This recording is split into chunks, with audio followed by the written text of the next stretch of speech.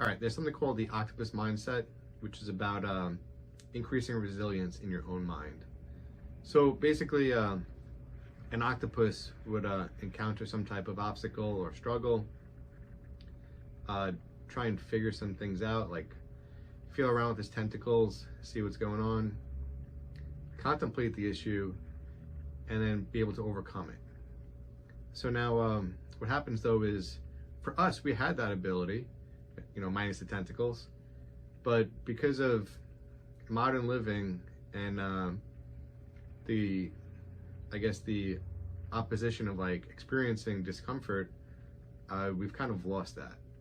Right now, when we when we encounter some type of stress or struggle, we either avoid it or take a break from it, like don't even focus on it, whether it's scrolling on our phones or playing a game or something like that. We don't embrace that discomfort and be able to move forward. So there are 4 things that are outlined in this article on Psychology Today. The 4 things, or the 4 steps to adaptive resilience is to pause and see what's happening.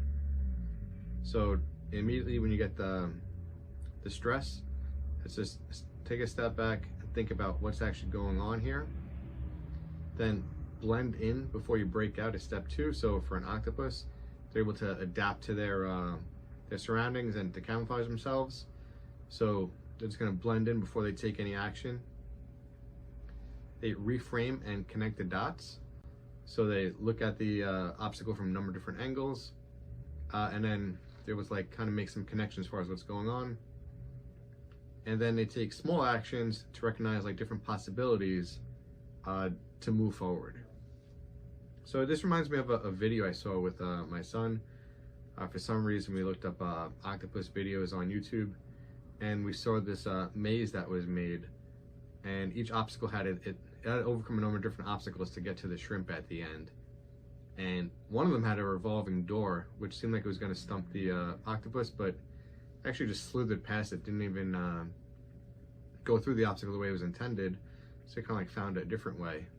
The one obstacle that really stuck out was this tube that was filled with 2 balls that perfectly fit inside the tube, and the octopus had to get those balls out so that it could go through the tube onto the next part of the maze. But it was unlike anything that the octopus saw in the previous obstacles, because it had to actually slide a pin out of the way in order for the balls to fall out. And you could see the octopus actually struggle trying to figure out what to do. And then it just sat at the bottom of the obstacle and kind of contemplating what was going on. And then after a few seconds, it reached up with its tentacle and slid the pin out. So it went through those phases: stress, feeling things out, contemplation, and then action. And the balls fell out and it went on through the obstacle and then eventually made it all the way to the shrimp. You can excel with Cadell.